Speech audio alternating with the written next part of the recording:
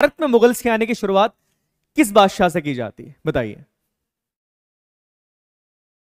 किस बादशाह से की जाती है, बताइए? अब वो एक बच्चा बोले सर अकबर की फोटो सिंपल क्यों है, देखो उसको उसमें भी समस्या है। नहीं यार, सीरियसली। हाँ बताइए।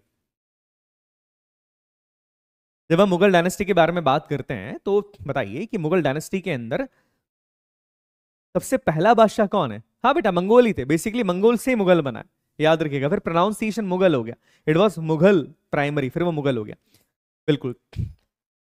मुगल्स की शुरुआत होती बाबर से, और बाबर ने ही भारत में मुगल डायनेस्टी की नींव रखी।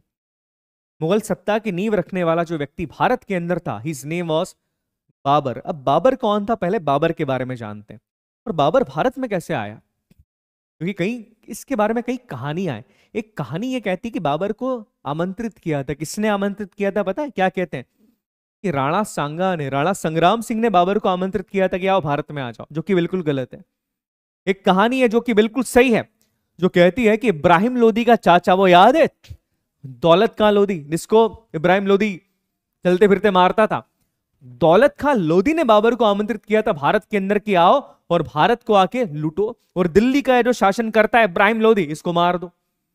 तो कई सारी कहानियां, इन सारी कहानियों के बारे में भी अपन बात करेंगे और इसकी जड़ तक पहुंचेंगे कि वास्तविकता में बाबर को भारत में आने के लिए आमंत्रित किया किसने था और किस तरीके से झूठी बातें भी फैलाई गई, उसके बारे में भी बात करेंगे। देखिए, बाबर के बारे में जब हम बात करते हैं तो who was the Babur, Babur था कौन? मैप से हम पढ़ेंगे। मैप से पढ़ने का फायदा यह रहेगा कि आपको चीजें समझ में आएगी, और इतिहास को जब पढ़ो तो उसको दिमाग में इमेजिन करो कि वास्तविकता में ऐसा हुआ था, ऐसा शायद हुआ होगा। जितना इतिहास को इमेजिन कर सकते हो उतना इमेजिनेटिव फॉर्म के अंदर इतिहास को पढ़ो, याद जल्दी रहेगा। इतिहास को इमेजिन करने से इतिहास जल्दी याद होता है, केवल सुनने से इतिहास बहुत जल्दी याद नहीं रहेगा, वो भूल जाते हैं। पर जब आप उसको इमेजिन करते हो, मूवी कैसे याद रहती है अपने को? मूवी क्योंकि दिख रहा है, हम देख भी रहे, हम सुन भी रहे। सेम चीज इतिहास के साथ भी है कि आप इतिहास को क्या करना है, आपको सोचना है, उसको इमेजिन करना है। तो चलिए स्टार्ट करते हैं। भारत में मुगल्स का आगमन कैसे हुआ? देखिए, ये है हमारा भारत, ये भारत आपको दिख रहा है। अब ये वाला जो ऊपर वाला एरिया, पामीर के पठार के ऊपर के इस एरिया को आप देखिएगा, यहां पर आपको एक छोटी सी जगह मिलती है, दैट इज फरगना। दिख रहा है फरगना लिखा हुआ है यहां पर, ये Fergana, that is the Fergana. ये फरगना वैली है। फरगना वैली बहुत बड़ी जगह नहीं थी, छोटी सी जगह है। It was captured by the Mongols. Mongols के बाद आप देखेंगे कि मंगोलों के ही एक सरदार ने इस फरगना पे काफी लंबे समय तक राज करा। उसके बाद मंगोल तुर्क, जिसका नाम था बाबर, बाबर इस एरिया के ऊपर राज करेगा। तो बाबर वास्तविकता में अगर ओरिजिन के बारे में बात करें, जहां बाबर का जन्म हुआ और जहां का बाबर राजा था, it was the Fergana valley. Babur was the बादशाह ऑफ द फरगना वैली। इस फरगना वैली का बादशाह था बाबर, याद रखिएगा। बाबर कहां का बादशाह है, कहां से भारत आया है? बाबर बादशाह था फरगना वैली का। अब देखिए, फरगना वैली और भारत के बीच में काफी अच्छी खासी दूरी, बीच में हिमालय आ गया, इधर पामीर का पठार आ गया। तो यहां पर बाबर का शुरुआत में इंटेंशन भारत में आना कभी नहीं था। बाबर ने भारत के बारे में कभी नहीं सोचा। बाबर ने भारत के बारे में कहानियां बड़ी सुनी है कि भारत में बहुत ज्यादा पैसा है, भारत में सोना है, भारत में हाथी है, और इससे भी बड़ी बात, भारत के पास क्या है? भारत के पास ऐसे लोग हैं जो दुनिया में किसी भी काम को कर सकते हैं। मेडिसिन के क्षेत्र में भारत ने बहुत महारत हासिल कर दी, मैथमेटिक्स के क्षेत्र में भारत बहुत आगे। भारत में ऐसी किताबें हैं जो इन बातों का जिक्र करती है कि कैसे किसी आदमी के किसी भी घाव को ठीक किया जा सकता है। ये सारी कहानियां बाबर की फरगना वैली तक आती है, क्योंकि ट्रैवलर्स है, अरेबियन ट्रैवलर्स हैं, मंगोल ट्रैवलर्स हैं, ये फरगना वैली में जाके बाबर को एक कहानियां सुनाते। बट बाबर का इंटरेस्ट अभी इसमें नहीं है कि नहीं, इतना कोई मेरा इंटरेस्ट नहीं है। बाबर जब शासक बना, ध्यान से मेरी बात सुनिएगा, फरगना वैली का, उस समय बाबर की जो उम्र थी, ये मान के चलिएगा केवल और केवल 14 साल। याद रखिएगा कितनी? केवल 14 साल थी। पर कई हिस्टोरियंस कहते हैं कि जिस समय बाबर फरगना वैली का शासक बना, उस समय बाबर की उम्र केवल 12 साल थी। कितनी है? केवल 12 साल थी। याद रखिएगा, केवल 12 साल बाबर की उम्र थी, केवल 12 साल। बाबर के पिता की मृत्यु हो जाती जंग के दौरान, और 12 साल की उम्र के अंदर बाबर को फरगना वैली का, ध्यान से मेरी बात सुनिएगा, बाबर को फरगना वैली का बादशाह बना दिया जाता है, सुल्तान बना दिया जाता है। अब बाबर की अगर मैं लिनेज की बात करूं कि इनके पिता दादाजी कौन थे, तो याद रखिएगा ये तैमूर के वंश से बिलोंग करता है। तैमूर याद आ गया ना, कौन है तैमूर? तैमूर लंग के बारे में हमने पढ़ा था कि तैमूर लंग के वंश से बिलोंग करता था। ये देखिएगा उमर शेख मिर्जा इसके फादर है, और उसके बाद आता है बाबर।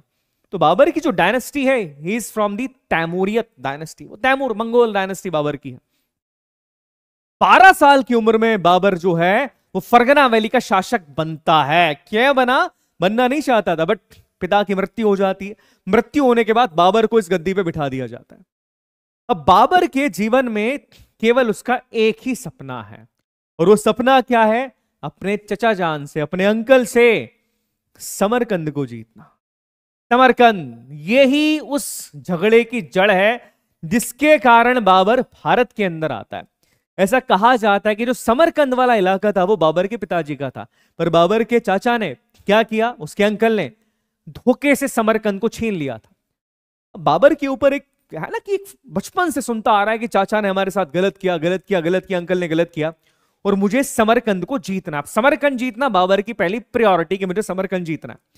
समरकंद पे किसका राज है? समरकंद पे राज है बाबर के चाचा का। नाम नहीं पढ़ना है कौन थे, बट कहानी सुनो, बाबर के चाचा का राज है। और यहीं से बाबर की वॉरियर हिस्ट्री शुरू होती है, बिकॉज बाबर जो पहला वॉर लड़ेगा वो किसके खिलाफ लड़ेगा?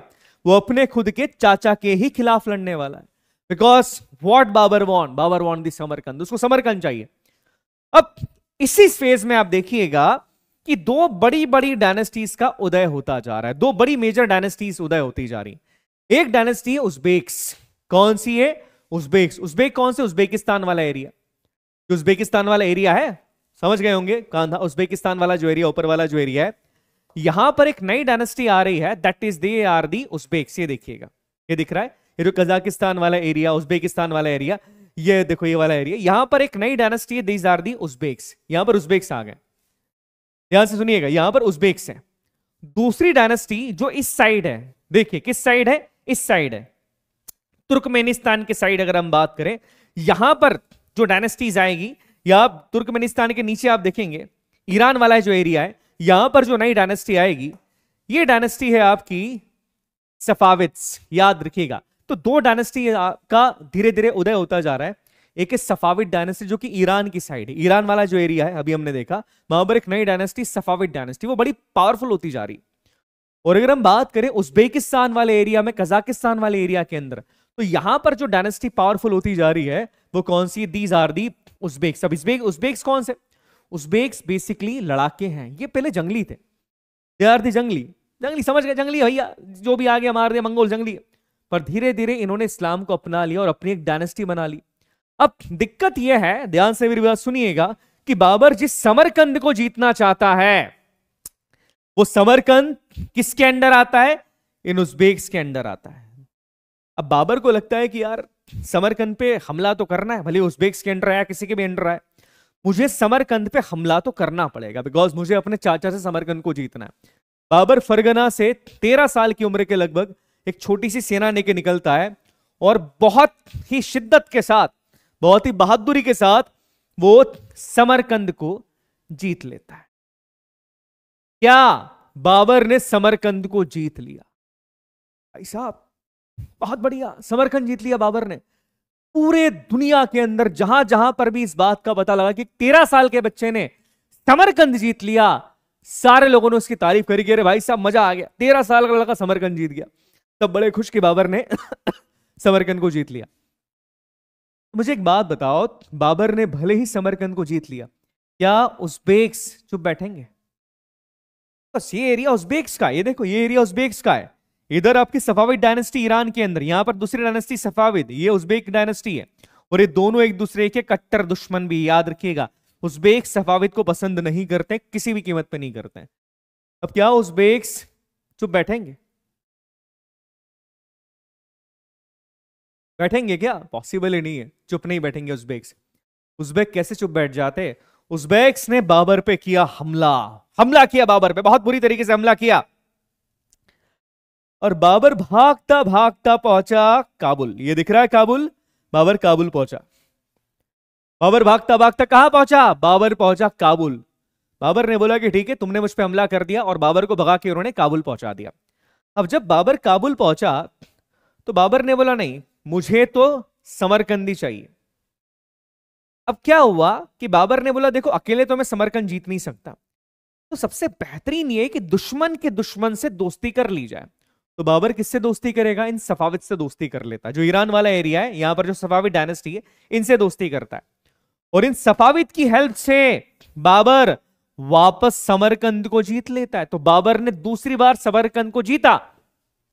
किसकी हेल्प से जीता? इन सफाविद की हेल्प से बाबर ने दूसरी बार समरकंद जीत लिया।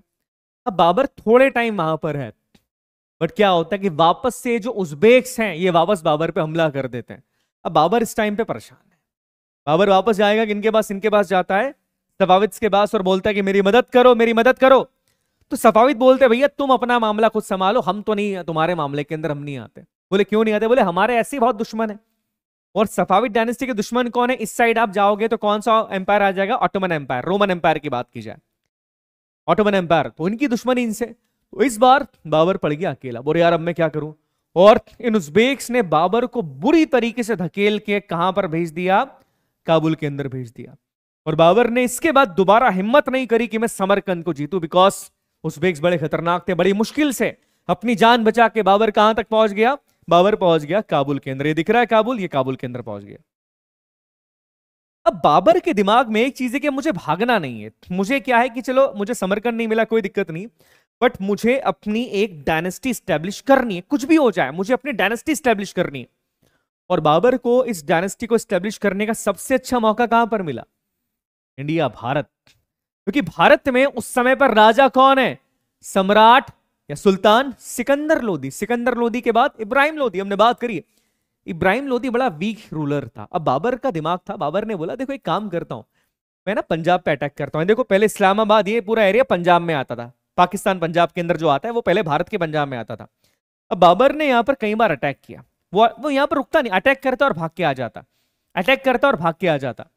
मतलब यहां से उसने तकरीबन ये कहा जाता है कि 20 से 25 बार उसने अटैक करा, और यहां पर उसने एम्पायर स्टैब्लिश नहीं करा, यहां से वो सामान लूट लूट के लेके आ गया। अटैक किया, सामान लूटा, इधर आ गया, अटैक किया, सामान लूटा, इधर आ गया। क्यों? ऐसा क्यों? बाबर बार बार अटैक करके वापस क्यों आ रहा है काबुल के अंदर? उसको तो डायरेक्टली अटैक कर देना चाहिए ना। तो बार बार अटैक करके बाबर क्यों आ रहा है भैया? बार बार बाबर जो है वो अटैक करके वापस से काबुल में क्यों आ जाता है? What is the reason? क्या रीजन है? पूछिए क्या रीजन है कि बार बार अटैक क्यों करके बाबर वापस काबुल क्यों आ रहा? नहीं नहीं नहीं नहीं, पैसा नहीं चाहिए बाबर को। बाबर दिमाग वाला आदमी है, तो चेक कर रहा है। क्या चेक कर रहा है वो पता है? कि यार यहाँ का राजा कितना पावरफुल है, मैं इसके देश पे हमला करता हूँ, के देश पे अटैक कर रहा हूं बार बार, तो इसका जो राजा है जो सेंट्रल के अंदर बैठा है इब्राहिम लोदी, उसका रिस्पॉन्स क्या है? उसका रिस्पॉन्स क्या है? वो मेरे को मारने के लिए अटैकर्स भेजता है कि नहीं भेजता है? तो बार बार मुझे मारने के लिए किसी अटैकर को भेज रहा है, या मेरे खिलाफ एक बड़ा अभियान क्यों नहीं छेड़ रहा है? वो समझ में आ गया कि वीक एम्पायर है, राजा को फर्क नहीं पड़ रहा, बिकॉज राजा कमजोर है। जो बैठा है ना सुल्तान इब्राहिम लोदी, वो इतना कमजोर है कि मैं 13 14 15 बार मैंने पंजाब पे अटैक कर दिया, वो मुझ पे वापस अटैक कर ही नहीं रहा। अब पंजाब का गवर्नर कौन है? पंजाब का गवर्नर है इब्राहिम लोदी का चाचा दौलत खां लोधी। याद आ गया दौलत खां लोधी? हाँ। अब दौलत खां लोधी को भी समझ में आ गया कि अरे बाबर तो लुटेरा है। दौलत खां लोधी किस किस उसको किस दिमाग के अंदर है कि बाबर तो लुटेरा है, यार बार बार पंजाब में आता है, लूट करके चला जाता है।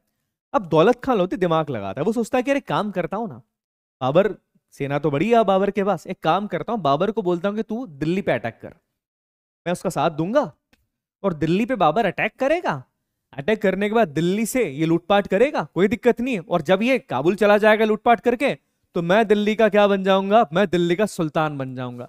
अब भाई साहब जो दौलत खां लोधी थे चाचा जान, वो इस फिराक में थे कि भैया बाबर के लूटपाट करने के बाद दिल्ली का शासक मैं बनूंगा। वो लिखते लेटर बाबर को, बोले अरे पंजाब में क्या लूट कर रहे हो भाई, बार बार काहे के लिए पंजाब में आते हो, क्यों छुपा छुपी खेल रहे हो, चलो दिल्ली, हम दिल्ली ले चलेंगे, हम सपोर्ट करेंगे तुम्हारा। वो जो है मेरा भतीजा ही है। बोले वो तो बेकार आदमी है, बेइज्जती करता, तुम दिल्ली चलो, बढ़िया वहां दिल्ली से लूटपाट करो, कोई दिक्कत नहीं है। अब दौलत खान लोधी को यह नहीं पता कि बाबर के दिमाग में क्या चल रहा है। बाबर दिल्ली गया तो वो अपनी सत्ता एस्टेब्लिश करेगा, वो दिल्ली लूटपाट करने नहीं जा रहा। उसको समझ में आ गया कि मैं दिल्ली विल्ली गया तो मैं अपना एक एस्टेब्लिश साम्राज्य करने वाला हूं, बिकॉज यहां पर उसको अभी उज्बेक से खतरा है, कभी भी उज्बेक उस पर हमला कर सकते हैं। और यहीं से बाबर के दिमाग में आ गया कि now I will attack in the India, और अब मैं अपनी एक पूरी सल्तनत स्टैब्लिश करूंगा भारत के अंदर। और वही सल्तनत आगे जाके क्या बनी? मुगलिया सल्तनत। यहां तक समझ में आ गया? ये जो कहानी है याद मत करना, फिर भी लिख दी है मैंने, जिसको समझना हो तो। ये देखो लिखा है मैंने, सब लिख दिया, ठीक है। क्या जीता फिर वापस आ गया है ना, पंजाब पे कितनी बार उसने अटैक करे, रेवेन्यू का अटैक करा, सब लिखा है यहां पर, आप देख सकते हो। अब समझ में आया कि बाबर कौन था। ये देखो ये भैया दौलत खान लोधी, इन्होंने इनवाइट किया था। अब बाबर ने, यहां से बाबर की यात्रा शुरू होती है, और इस तरीके से बाबर जो है वो भारत में इंटर करेगा। और उसका एक ही सपना है कि now I am going to come to the India, अब मैं भारत में आता हूं। अब कई विदेशी इतिहासकार, ध्यान से मेरी बात सुनिएगा, जिन्होंने राजपुताना को, जिन्होंने मेवाड़ को, जिन्होंने राजस्थान को, जिन्होंने भारत के इतिहास के को धूमिल करने की कोशिश करी, उन्होंने हम लोगों में एक भ्रांति फैलाई है। भ्रांति मतलब एक झूठ फैलाया। उन्होंने झूठ क्या फैलाया? उन्होंने झूठ फैलाया कि बाबर को भारत पे हमला करने के लिए राणा सांगा, राणा संग्राम सिंह ने आमंत्रित किया था, जो राजपूत रूलर थे मेवाड़ के। 80 घाव, एक हाथ नहीं, एक पांव नहीं, एक आंख नहीं, बताया था मैंने, घोड़े पे बांध के इनको लड़ने भेजते थे। बट हाइट और पावर इतना ज्यादा कि देख के दुश्मन कांप जाता था। अब जब ये चीज है तो याद रखना कि दुनिया की किसी भी किताब में, किसी भी डॉक्यूमेंट में ये मेंशन नहीं है, ये मैं आज चैलेंज करके बोल रहा हूं, किसी भी डॉक्यूमेंट में मेंशन नहीं है कि राणा सांगा ने, राणा संग्राम सिंह ने बाबर को आमंत्रित किया था। बट दुनिया के कई डॉक्यूमेंट्स के अंदर यह मेंशन है कि दौलत खान लोधी ने आमंत्रित किया था किसको? बाबर को। तो ये पॉइंट याद रखना कि ऐसा कुछ भी नहीं था। मैं क्लियरली आपसे कह रहा हूं। हाँ, राणा संग्राम सिंह दिल्ली पे हमेशा हमला करते थे, वो चाहते थे कि इब्राहिम लोधी को हरा दिया जाए। उन्होंने बहुत बड़ी सेना भी खड़ी कर ली थी, बहुत बड़ी सेना खड़ी कर ली थी, बट राणा संग्राम सिंह दिल्ली पे हमला करते इससे पहले बाबर ने हमला कर दिया। तो पॉइंट याद रखिएगा कि ऐसा कुछ भी नहीं था। इस चीज को अपने दिमाग से निकाल देना, और जो भी तुमसे अगली बार ये बात करे बोलना भैया डॉक्यूमेंट दिखाओ, किस हिस्टोरियन ने कहा है, किस किताब में लिखा है, कहां पर ये चीज लिखी है। ऐसा कुछ भी नहीं था। दौलत खान लोधी और बाबर के बीच के जो लेटर्स के अंदर कन्वर्सेशन होता था वो बताया गया कि हां साहब ये चीज थी। बट राणा संग्राम सिंह की छवि को धूमिल करने की कोशिश कई सारे इतिहासकारों ने करी है, क्योंकि जो विदेश के इतिहासकार है वो हमारे देश के इतिहास को हमेशा खत्म करना चाहते हैं, धूमिल करना चाहते हैं। इसे हमेशा याद रखिएगा। वो हमेशा वही बात करेंगे जिससे हम अपने किसी भी बात पे गर्व ना कर पाए, हम प्राउड किस पे फील करें। अरे इंडस वैली सिविलाइजेशन को उन्होंने आर्यन कल्चर से जोड़ दिया कि आर्यंस गोरे थे भैया, गोरे मतलब हम विदेशी। तो आपको लगता है कि क्या वो इस बात को बचा पाते कि राणा संग्राम सिंह जैसे, महाराणा प्रताप जैसे वीर कभी भी किसी शत्रु के आगे जो झुके ही नहीं, उन्होंने भैया कुछ नहीं करा। तो ये चीज याद रखिएगा कि ऐसी चीजें है ना। तो ये पॉइंट याद रखना कि इस भ्रम में पढ़ना मत कभी भी। चलिए आगे बात करते हैं।